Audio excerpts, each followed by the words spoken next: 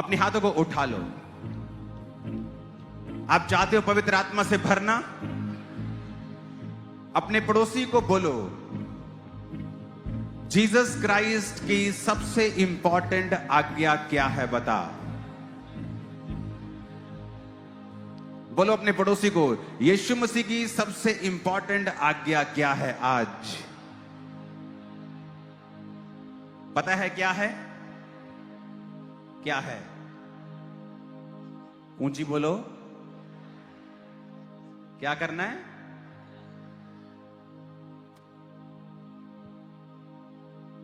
जब प्रभु यीशु मसीह मुर्दों में से जी उठे और 40 दिन वो चेलों के संग रहे और मिरेकल्स करते रहे, उनके साथ खाना खाते रहे, उन्हें यह दिखाने के लिए कि मैं आत्मा नहीं हूं, मैं हड्डी और मांस हूं, मैं जी उठा हूं। 40 दिन प्रचार करने के बाद वो एक पहाड़ पे थे और उस पहाड़ पर परमेश्वर ने कहा, मत्ती 28 उसकी 19 और 20 आयत में उसने कहा, इसलिए तुम जाओ और सब जातियों के लोगों को चेला बनाओ, उन्हें सब बातें जो मैंने तुम्हें आज्ञा दी हैं मानना सिखाओ, और देखो मैं जगत के अंत तक तुम्हारे संग हूं।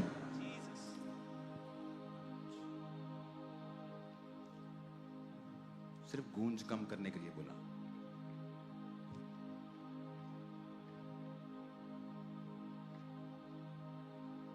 अपने पड़ोसी को बोलो, परमेश्वर की आज्ञाओं को मानना है। फिर से पढ़ेंगे, मत्ती को उसने कहा, तुम जाओ और सब जातियों के लोगों को चेला बनाओ, सब बातें जो मैंने तुम्हें आज्ञा दी हैं मानना सिखाओ, और देखो मैं जगत के अंत तक तुम्हारे संग हूं। अगर आप अपनी लाइफ का बेस्ट वर्जन देखना चाहते हैं, आज एक बहन यहां बैठी है जो बोलती है और वो दुखी है और ये कह रही है परमेश्वर को, क्या यही लाइफ है? एक आदमी जो फाइनेंशियली पेन में है, कर्जों में है, बीमारियों में है, वाइफ बीमार है, बच्चे बीमार हैं, और वो कह रहा है क्या यही लाइफ है? एक यंग आदमी डिप्रेशन में है, नशों में है, और उसे लगता है क्या यही लाइफ है? नहीं, ये आपका बेस्ट वर्जन नहीं है। ये वो नहीं है जो परमेश्वर आपको देखना चाहता है। लेकिन अपने आप में से बेस्ट वर्जन निकालने के लिए आपको एक आज्ञा को फॉलो करना होता है जो बाइबल में लिखी गई है। परमेश्वर की हर एक आज्ञा के साथ परमेश्वर की आशीष है। अगर उसने ये कहा है, मेरी चर्च में एक व्यक्ति आया, उसको किसी ने बता दिया कि तू चर्च में जाएगा तो तेरा डाइवोर्स, जो छुटकारा तुझे जल्दी हो जाएगा, तेरी वाइफ के साथ उसका डिवोर्स चल रहा था। वो चर्च में आया और चर्च में प्रचार चल रहा था कि डाइवोर्स से परमेश्वर नफरत करता है। जब उसने सोचा कि परमेश्वर तो डाइवोर्स से नफरत करता है, तो मैं प्रेयर कैसे करूं कि परमेश्वर मुझे जल्दी छुटकारा दे। उसने प्रार्थना करनी शुरू कर दी, परमेश्वर मुझे छुटकारा नहीं चाहिए, तेरी मर्जी मेरी जिंदगी में पूरी हो। प्रार्थना करने के थोड़े महीने बाद ही उसकी वाइफ से उसका पैचअप हो गया, वो वापिस आई, उनके फिर बच्चे हुए और बच्चे हुए, और वो दोनों इकट्ठे रहने लगे। क्योंकि परमेश्वर की हर एक आशीष जो है वो उसके वचन के साथ जुड़ी हुई है। परमेश्वर की सारी ब्लेसिंग्स उसके वचन के साथ जुड़ी हुई है।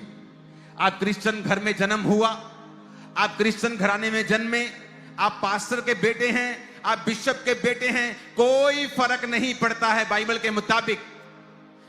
के मुताबिक परमेश्वर किसी का पक्षपात नहीं करता है। वो ये देखता है कि ये आदमी क्या मेरे वचन को फॉलो कर रहा है या नहीं कर रहा है।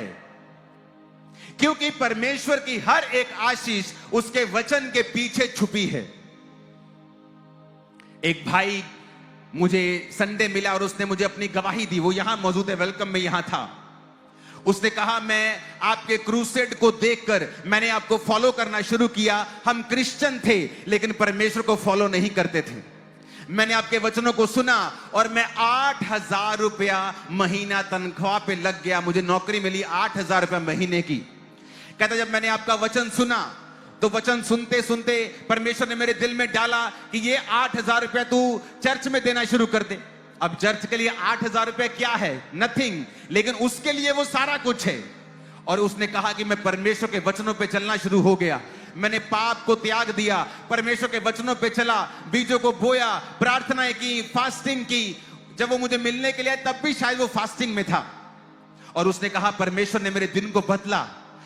परमेश्वर ने मुझे एक दिल में डाला कि मैं एक रेंट पे लूं एक पैलेस, और पैलेस उसने रेंट पे लिया और वो चलना शुरू हो गया।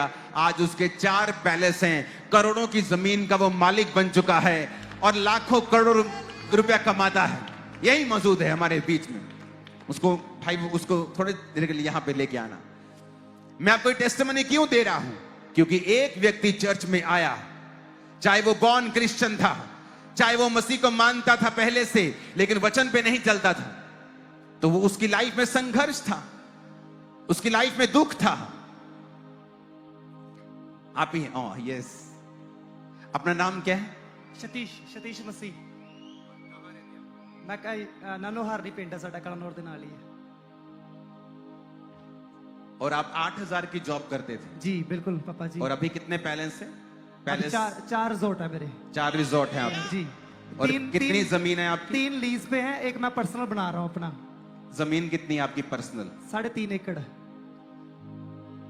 और उसकी वैल्यू करोड़ों में? 12 करोड़ की। Okay, thank you. किसकी बात कर रहा हूं मैं? आप बॉर्न क्रिश्चियन फैमिली से थे ना? आप बॉर्न क्रिश्चियन फैमिली से थे? जी, शुरू से मसीही थे? जी जी। लेकिन वर्ड फॉलो नहीं करते थे? नहीं जी। और मैं इसको याद कर रहा था, मुझे नहीं मालूम कि आज ये वेलकम में मेरे पास होगा। और जैसे मैंने देखा, मैंने कहा ये तो वही ब्रदर है जिसकी मैं टेस्टिमनी सोच रहा था।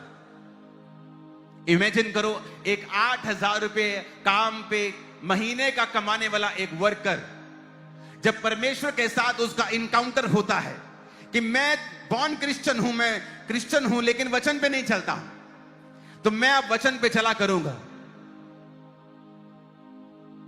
और लाइफ चेंज हुई, क्योंकि परमेश्वर में बोया गया व्यर्थ नहीं होता है, उसमें की गई पवित्रताई मेहनत व्यर्थ नहीं होती है।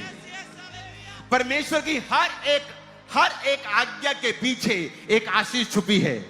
वो 8,000 रुपए काम करने वाला एक मजदूर, वो परमेश्वर का बेस्ट वर्जन नहीं था, वो तुम थे। उसमें परमेश्वर मिला हुआ नहीं था, वो तुम थे, इंसान थे जो स्ट्रगल, कहता है मैं स्ट्रगल के लिए पैदा हुआ। वो इंसान था विदाउट गॉड, विदाउट जीसस। फैसला किया कि मैं अपना जीवन परमेश्वर को दूंगा। चर्च को फॉलो करना शुरू किया, टीचिंग को फॉलो करना शुरू किया। दिन बदलने शुरू हुए। एक रिजॉर्ट से इतनी कमाई होने लगी, किराए पे लिया था, फिर दूसरा, फिर तीसरा, फिर अपना बना रहे हैं, फिर जमीन ली। कैसे बदला? वचन के कारण बदला, क्योंकि हर एक वचन के पीछे एक आशीष छुपी है। इसीलिए परमेश्वर कहता है कि जब भी मैं अपने लोगों को गड्ढों से बाहर निकालना चाहूंगा, मैं अपने वचनों को उनके पास भेजूंगा। जब भी परमेश्वर आपको बीमारी से बाहर निकालने वाला होगा, वो आपको वचन भेजेगा। कई बार आप प्रार्थना करेंगे, प्रभु मैं इस बीमारी से आजाद होना चाहता हूं, मैं इस गरीबी से आजाद होना चाहता हूं, मैं इस लानत से आजाद होना चाहता हूं। आप ब्यूटीफुल हैं लेकिन आपका हस्बैंड आपके बजाय किसी और को देख रहा है। आप टैलेंटेड हैं लेकिन आपकी वाइफ आपकी इज्जत नहीं कर रही है, आपके बच्चे आपको पूछते नहीं हैं। ये सारी निशानियां हैं परमेश्वर की एब्सेंस के, कि परमेश्वर मौजूद नहीं है वहां पे। ये आपका बेस्ट वर्जन नहीं है, ये आपका बेस्ट नहीं है। जो परमेश्वर जिस तरह से आपको देखता है, आप अभी तक वहां नहीं पहुंचे हैं, क्योंकि वहां तक पहुंचने के लिए परमेश्वर की आज्ञाओं को मानना जरूरी है। उसकी आज्ञाएं आसान हैं, उसकी आज्ञाएं मुश्किल नहीं हैं, उसकी आज्ञाएं धर्म परिवर्तन नहीं करती, उसकी आज्ञाएं मन परिवर्तन करती हैं, उसकी आज्ञाएं जीवन परिवर्तन करती हैं। और जब आप उनकी आज्ञाओं को मानने लगते हैं, जब आप परमेश्वर की आज्ञाओं को सुनने लगते हैं और उसकी आज्ञाओं को मानने लगते हैं, आप किसी भी धर्म से क्यों नहीं हैं, आप किसी भी जाति से क्यों नहीं हैं, परमेश्वर आपकी प्रार्थनाओं को सुनने लगता है।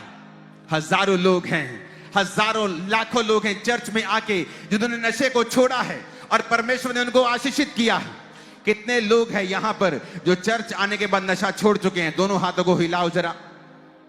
ये देखो, मारो जरा कैमरा, दोनों हाथों को जोर जोर से हिलाओ जरा। लाखों लोग आपको मिलेंगे। दोनों हाथों को हिलाओ जरा जोर से। आप जिस एरिया में देखेंगे, जिस जगह देखेंगे जहां जेंट्स ज्यादा हैं, आप देखेंगे वहां पे लाखों लोगों ने नशों को छोड़ा है। यह कैसे पॉसिबल हुआ? परमेश्वर की सामर्थ्य के द्वारा। अपने पड़ोसी को बोलो, परमेश्वर की हर एक आज्ञा के पीछे एक आशीष छुपी हुई है। आमीन। वो आज्ञाएं आज मैं आपको बताने वाला हूं। आप हो सकता है यहां आशीष के लिए आए हों, चंगाई की प्रार्थना के लिए आए हों। आप यहां पे हो सकता है गरीबी से आजादी लेने के लिए प्रभु से आए हों। मेरे दिन बदल दे परमेश्वर, मुझे बेबी दे खुदावन, या कोई भी आपकी प्रार्थना हो सकती है। लेकिन मैं आपको एक आज्ञा दूंगा जो परमेश्वर ने आप लोगों के लिए दी है। जब आप उस आज्ञा को फॉलो करेंगे, मैं आपको वायदा करता हूं, आपका ड्रीम लाइफ आपके संग होगी। आप उसको जी रहे होंगे, आप उसको देख रहे होंगे, आप उसको जी रहे होंगे। आमीन। ऊंचा आशीष हमारी है चर्च। परमेश्वर ने कहा है, जब हम प्रेरितों के काम 1 उसकी 8, मत्ती 9 उसकी 37, मत्ती 28 उसकी 19, 20, हम आज पढ़ेंगे मत्ती 9 उसकी 37 आयत को। जीसस ने कहा, तब यीशु ने अपने चेलों से कहा, पके खेत तो बहुत हैं परंतु मजदूर थोड़े हैं। आपको आशीष लेने का तरीका बता रहा हूं। आपको आशीष जीसस ने देनी है। आपके गर्भ को जीसस ने खोलना है। आपको लाहनतों से आजाद जीसस ने करना है।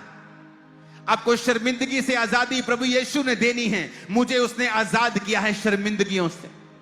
मैं उसको जानता हूं पर्सनली, और मैं ये आपको बता सकता हूं कि आपकी हर एक सवाल का जवाब प्रभु यीशु मसीह के पास है।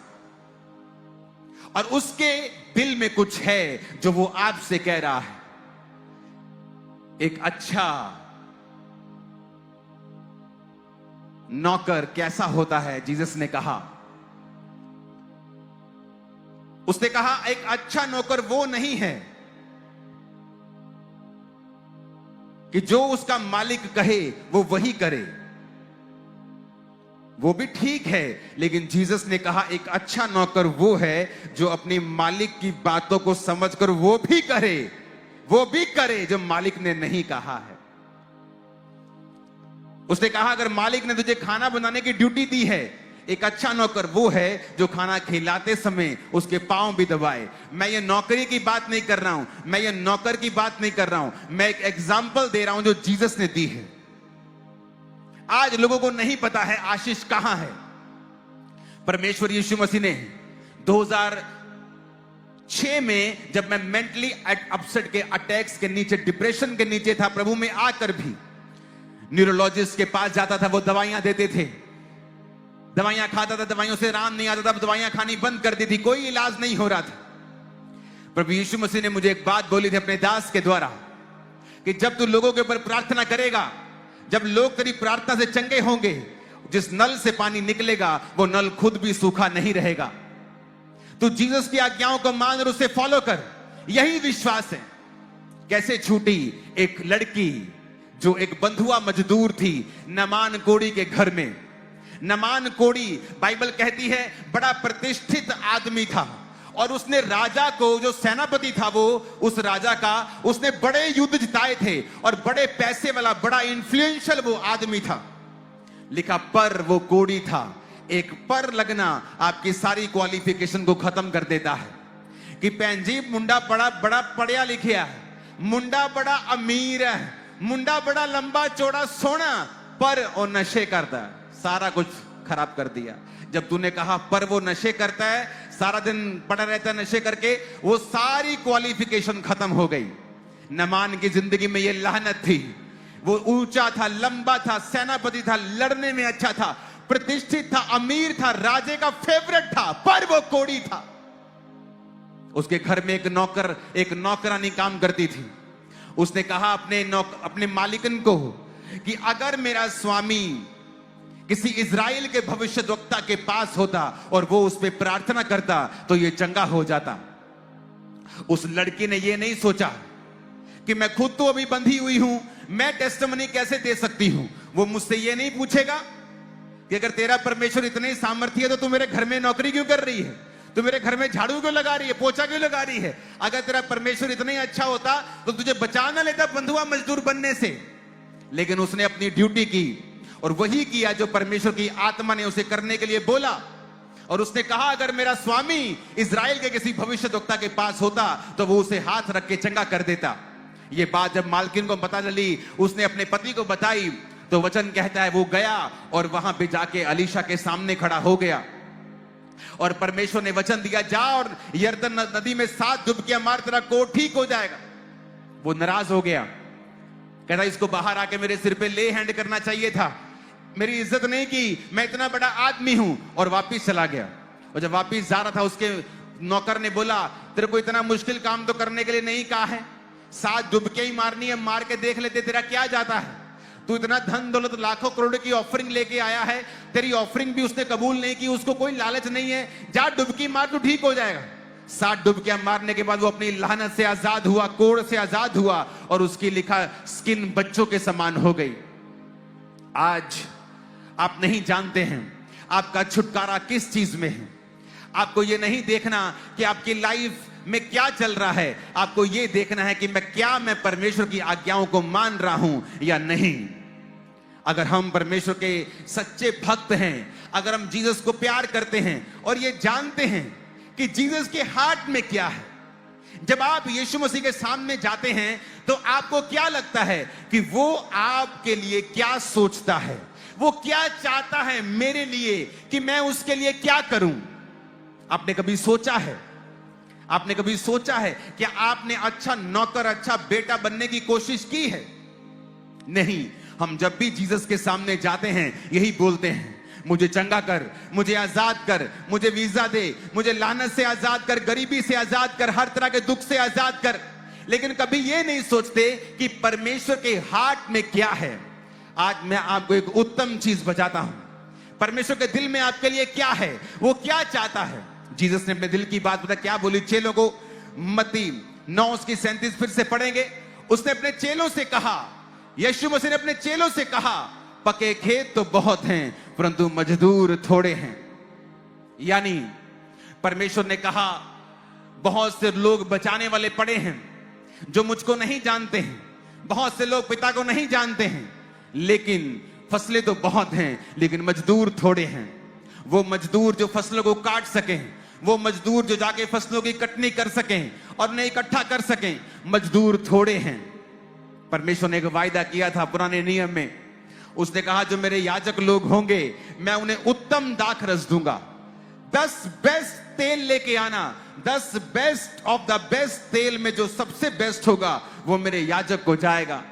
वो प्रतिबिंब था, वो एक प्रतिबिंब था आने वाले समय का, नए नियम का, कि परमेश्वर ने कहा अगर तुम मेरे मजदूर बन जाओ, अगर तुम मेरा काम करने वाले बन जाओ, तो मैं तुम्हें दुनिया की उत्तम से उत्तम आशीषों से भर दूंगा।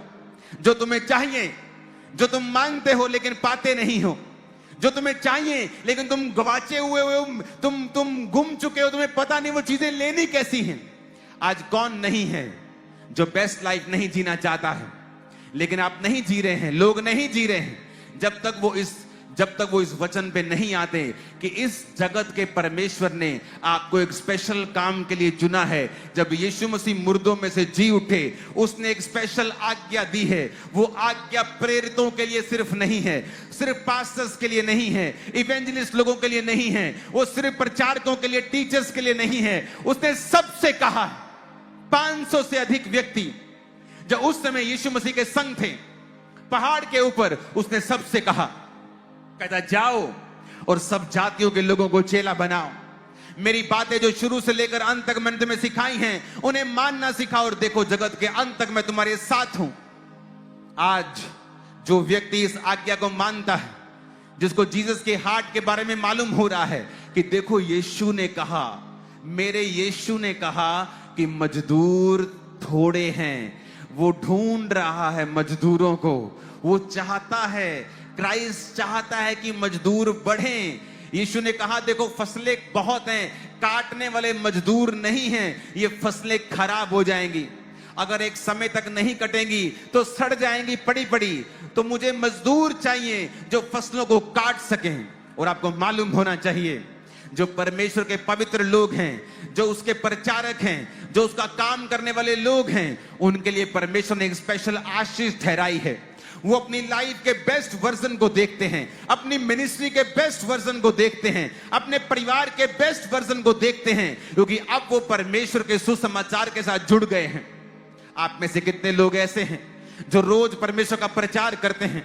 प्रचार करने के लिए आपको पुलपिट की जरूरत नहीं है, प्रचार करने के लिए आपको सोशल मीडिया की जरूरत नहीं है कि आप वहां पे जाके प्रचार करें तो तभी प्रचार होगा। अपने घरों में आप प्रचार कर सकते हैं, अपने रिश्तेदारों में आप प्रचार कर सकते हैं।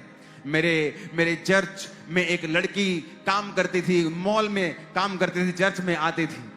वो मॉल में जब काम करती थी उसे किसी लड़के ने फ्रेंडशिप का ऑफर किया कि क्या तुम मेरे साथ फ्रेंडशिप करोगी? उसने बताया, उसने कहा नहीं, मेरी ऑलरेडी किसी के साथ फ्रेंडशिप हुई है। उसने कहा किसके साथ? उसने कहा यीशु के साथ, जीसस के साथ मैं ऑलरेडी फ्रेंडशिप में हूं, अब मैं तुम्हारे साथ फ्रेंडशिप नहीं कर सकती।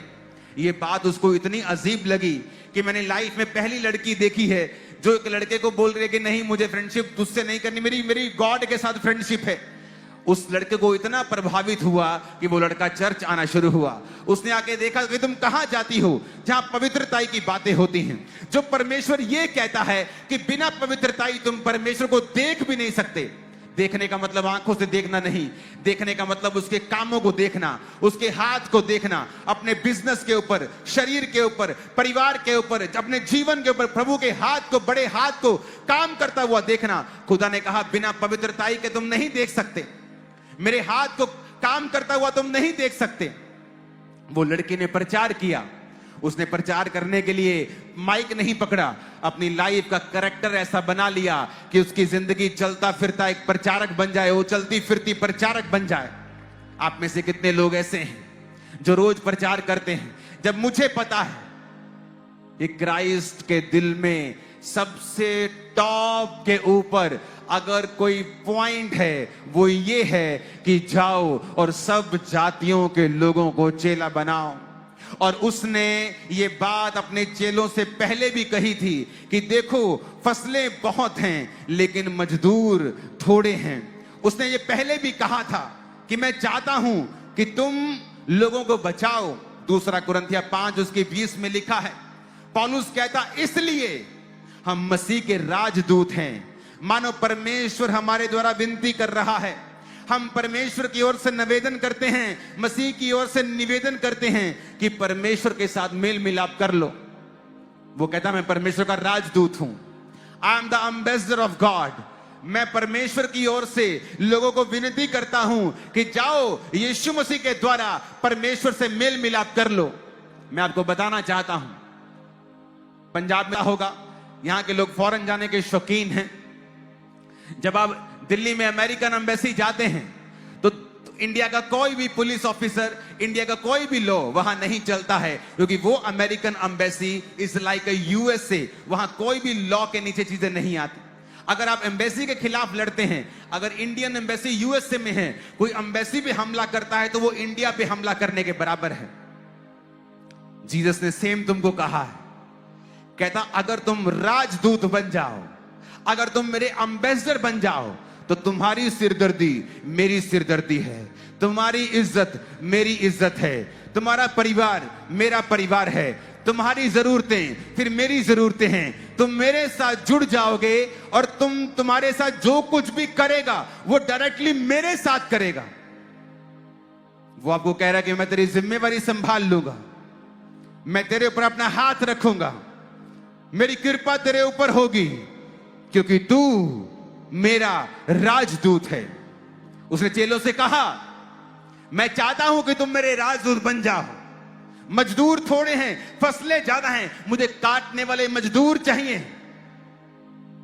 आज जो कोई व्यक्ति इस बुलाहट को समझ रहा है, और चाहे आप बिजनेसमैन हो, चाहे आप जॉब करने के लिए बुलाए गए हो, हाउसवाइफ हो, वो आपका सेकेंडरी काम है। अगर आप अपनी पहली बुलाहट को आज से फॉलो करेंगे कि परमेश्वर का काम आज से मैं वायदा करता हूं कि मैं करूंगा। मैं जहां जाऊंगा, अपने वर्क प्लेस से लेके, अपने दोस्तों से लेके, अपने रिश्तेदारों तक, मैं वहां पे जीसस क्राइस्ट की रूहों को बचाने की कोशिश करूंगा। मैं वहां जाकर परमेश्वर का प्रचार करूंगा। गली में रह के वो शाम को दोपहर को 2 घंटे चुगलियां करने से अच्छा यह है कि तुम जाओ और प्रचार करो। जब तुम प्रचार करोगे तुम मसीह के दूत बन जाओगे। जब तुम मसीह के एम्बेसडर बन जाओगे तो तुम्हारी जिम्मेवारियां फिर मसीह के ऊपर होंगी। अगर तुम बीमार होगे तो परमेश्वर तुम्हारी ओर देखेगा। उसने कहा है जब तुम मेरे नाम से मेरी महिमा के लिए पिता से मांगोगे तो पिता तुम्हें देगा। आज लोग रोते हैं, चिल्लाते हैं। हन्ना रोती थी, चिल्लाती थी, अपने पति को बोलती थी मेरे बच्चा क्यों नहीं होता। उसका पति पुराने नियम में 1 से ज्यादा पत्नियां होती, 2 पत्नियां थी उसकी। उसने कहा मेरी पहली पत्नी को बच्चे हैं, तुझे नहीं हैं। मैं क्या यहोवा हूं जो तेरी कोख को खोल दूं। तेरी कोख को यहोवा ने बंद करके रखा, मैं क्या कर सकता हूं। उसने कहा, वो रोती थी, हन्ना रोती थी क्योंकि उसकी सौतन उसको बांझ कहती थी, उसको चिढ़ाती थी। अपने बच्चों के संग खेलते खेलते उसको चुभवी बातें बोलती थी, उसके दिल को चुभती थी, उसके दिल को छलनी करती थी। बाइबल कहती है वो रोती थी, करलाती थी, अपने पति से लड़ती थी, खाना छोड़ देती थी, सारा दिन कुड़ती रहती थी, रोती थी। क्या उसके कुड़ने से बच्चा हुआ? क्या पति के साथ लड़ने से बच्चा हुआ? क्या उसने खाना छोड़ दिया, बच्चा हुआ? बहुत रोई दुखों के कारण, क्या फिर बच्चा हुआ? नहीं। उसने फैसला किया मैं परमेश्वर के साथ जुड़ूंगी। परमेश्वर के घर में गई, वहां पे जाके प्रार्थना करती है। उसके होंठ हिल रहे थे लेकिन शब्द सुनाई नहीं पड़ता था क्योंकि वो दुखी थी मन में। और उसने क्या कहा?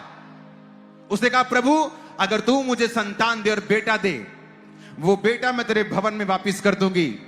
यहां पर आ गई परमेश्वर की महिमा की बात कि एक व्यक्ति दुखी हो सकता है, लाचार हो सकता है, वो रोता है, चिल्लाता है, खाना नहीं खाता, वैद्यों के पास जाता है, सब करके देख लिया, कुछ हासिल नहीं हुआ। लेकिन फिर वो फैसला करता है मैं परमेश्वर की आज्ञाओं को मानूंगा। बाइबल में लिखा हुआ है अगर तुम परमेश्वर के लिए कुछ करोगे, मन्नत को मांगोगे, अगर तुम प्रार्थना करोगे, अगर अपना जीवन परमेश्वर की महिमा के लिए दे दोगे तो परमेश्वर तुम्हें ऊंचा करेगा। उसे मालूम थी ये बात क्योंकि परमेश्वर की हर एक आज्ञा के पीछे एक आशीष छुपी हुई है। वो गई और उसने कहा प्रभु अगर तू मुझे बेटा दे, तेरे भवन में वो बेटा वापस कर दूंगी, तेरा काम वो किया करेगा, तेरी सेवा वो किया करेगा। और क्या हुआ? 1 साल भी बीतने नहीं पाया था, उसके बेबी हुआ। वो रोई नहीं, लिखा उसके बाद वो कभी उदास नहीं रही। जब परमेश्वर के दास ने कहा था भवन में जा इस्राएल का परमेश्वर यहोवा तुझे मन चाहा वर दे, फिर वो कभी उदास नहीं हुई, पति से कभी नहीं लड़ी, सौतन के चिढ़ाने से कभी दुखी नहीं हुई। उसको पता था उसने परमेश्वर की महिमा के लिए कुछ मांगा है, अब पिता उसे देगा। आप दुखी हो चुके हैं, अपने बिजनेस को करते करते कमेटियां डाल के उठा के आप दुखी हो गए हैं, कर्जों से दुखी हो गए हैं, फाइनेंशियल हालत से दुखी हो गए हैं। और दुखी होने से आप नहीं छूटेंगे। वो दुखी होना, वो आंसू बहाना आपको छुड़ाएगा नहीं। आप उस सिचुएशन में 10 साल रह सकते हैं, 20 साल रह सकते हैं, प्रभु को कंप्लेंट कर सकते हैं, जबकि वो ऑलरेडी वचन में लिख चुका है कि निकलना कैसे है उस प्रॉब्लम से। हन्ना को मालूम था अब मुझे खुदा की महिमा के लिए कुछ मांगना है। क्या आपने कुछ किया है आज तक खुदा की महिमा के लिए? आप क्रिश्चियन हैं, बाप क्रिश्चियन, मां क्रिश्चियन, दादा क्रिश्चियन। चलो बताओ इस 2026 में कितने लोग चर्च में आपकी वजह से गए हैं? चलो बताओ कितने रिश्तेदार जो मसीह को नहीं जानते आपने उन्हें मसीह में लेके आए हैं? चलो ये बताओ आपके कितने दोस्त अन्य जातियों में से हैं वो चर्च में गए हैं? चलो ये बताओ आप जिस बॉस के पास काम करते हैं या जो स्टाफ आपके नीचे काम करता है उसमें से कितनों ने यीशु मसीह के वचन को माना है आपके कारण? नहीं। क्यों? क्योंकि हमारी जिंदगी परमेश्वर की महिमा के ऊपर आधारित नहीं है। हमारी जीवन एक सेल्फिश जीवन है जहां पे हम अपने लिए बच्चों को चाहते हैं, अपने लिए बरकतों को चाहते हैं। और परमेश्वर ने कहा है अगर तुम मांगते हो लेकिन पाते नहीं तो इसलिए कि तुम अपना मांगा हुआ ऐश में उड़ा दो, व्यभिचार में उड़ा दो, मौज मस्ती में उड़ा दो, इसीलिए तुम मांगते हो लेकिन पाते नहीं। परमेश्वर ने कहा उसके दिल की इच्छा है, देखो आपको मालूम है यीशु मसीह एकमात्र परमेश्वर है, एक बड़ा परमेश्वर जिसने सारी सृष्टि को बनाया है। उसके हार्ट की बात है, कहता बहुत सारी फसलें हैं लेकिन मजदूर थोड़े हैं। उसके दिल की बात है कि जाओ और सब जातियों के लोगों को बताओ, उन्हें चेला बनाओ। लेकिन आज हम उसकी मोस्ट इंपॉर्टेंट आज्ञा को भूलकर अपने अपने कामों में बिजी हो गए। परमेश्वर ने आदम को कहा, आदम ये सारी वादी तेरे लिए, अटन की वाटिका तेरे लिए, जाओ और इसमें काम कर। और वो काम कर रहा था परमेश्वर के ठहराए हुए स्थान के ऊपर। काम करता करता परमेश्वर ने कहा, आदम का अकेला रहना ठीक नहीं है। उसने नहीं कहा प्रभु मैं अकेला हूं, मेरे को लोनलीनेस फील हो रही है। नहीं, आदम परमेश्वर की ग्लोरी में था। आदम प्रभु का ठहराया हुआ काम कर रहा था। आप जब परमेश्वर के ठहराए काम को करते हैं, परमेश्वर खुद देखता है आपकी जिंदगी में आपको क्या चाहिए। वो खुद देखता है कि आपकी लाइफ में अब क्या जरूरत है। मैं चाहता था कि मैं मैरिज लेट करूं, बहुत बात करूं, शायद ना करूं, लेकिन परमेश्वर ने मेरे काम को देखते थे प्रोफेसी मेरे को दी थी 2014 की 13 के एंड में कि तू मैरिड होगा, बहुत जल्द लड़की को ढूंढना शुरू कर। 14 में मैंने ये बात करनी शुरू की और 17 जनवरी को मैं एंगेज हो चुका था। परमेश्वर जानता है आपको क्या चाहिए, कब देगा वो, जब आप मशरूफ होंगे, बिजी होंगे परमेश्वर के ठहराए हुए कामों को करने के लिए। आप दुखी हैं क्योंकि आपको अच्छा रिश्ता नहीं मिल रहा, लेकिन आप इसलिए दुखी नहीं हैं कि आपके मोहल्ले के लोग बचाए नहीं जा रहे हैं। बहुत से आपके दोस्त, बहुत सी आपकी सहेलियां, मेरे बहनों की अभी तक मसीह में नहीं हैं। उस बात के लिए आप दुखी नहीं हैं, पर आप इस बात के लिए दुखी हैं कि आपका रिश्ता आपको नहीं मिल रहा है। जब आप उस बात के लिए दुखी होंगे, जिस बात के लिए परमेश्वर दुखी है, तो वो आपके सुखों का ध्यान रखेगा। वो आपका बेस्ट वर्जन आपके बीच में से निकाल कर देगा। आज मैं हैरान होता हूं कि आप ये सोच सकते हैं कि एक 8,000 कमाने वाला व्यक्ति आपको आके ऑफिस में बोले कि उसने 12 करोड़ की जमीन ली है। और मैं कोई पुरानी पीढ़ी की बात नहीं कर रहा हूं, मैं 10 साल की सिर्फ बात कर रहा हूं। 10 साल में टर्न अराउंड हुआ, और टर्न अराउंड होना उस 2-3 साल की शुरुआत में ही जब फॉलो करना शुरू हो गया था, और वो बढ़ता गया और वो बढ़ता गया। जब आप क्राइस्ट की महिमा के लिए अपना जीवन देते हैं, जीवित चर्चिस के साथ जुड़ते हैं, सिर्फ खामबरा चर्च जीवित चर्च नहीं, बहुत सी चर्चिस जीवित चर्चिस जहां मसीह की महिमा होती है, जहां रूह को बचाने का दर्शन है, जहां परमेश्वर को बचाने, उसकी रूह को बचाने का दर्शन है। जब आप उन सभाओं में जाते हैं, आप उन चर्चिस में जाते हैं, आपका पास्टर चाहे आपको मिले चाहे ना मिले, आप कोई बाबा लाइन में थोड़ी होगा, वो बाबा से मिलना ही मिलना है। आप परमेश्वर के वचन को सुनने के लिए आए हो, आप मुझे देखने थोड़ी आए हो। मैं वचन को सुनाने के लिए आपको यहां आया हूं। परमेश्वर आपको ध्यान से देखता है। आपकी लाइफ में सारी चीजें होनी शुरू हो जाती हैं क्योंकि आप जीवित चर्च में हैं, जहां पर रूहें बचाने का काम हो रहा है। आप पैसा नहीं है, डोंट वरी। जिस दर्शन में चर्च आपकी चल रही है, उस दर्शन के लिए आप प्रार्थना करने शुरू करते हैं। जिस चर्च में हमारा करोड़ों का खर्चा है, वहां वो 8,000 रुपए महीने का क्या कर लेता? कुछ नहीं कर सकता। लेकिन उस व्यक्ति की वो पूंजी थी।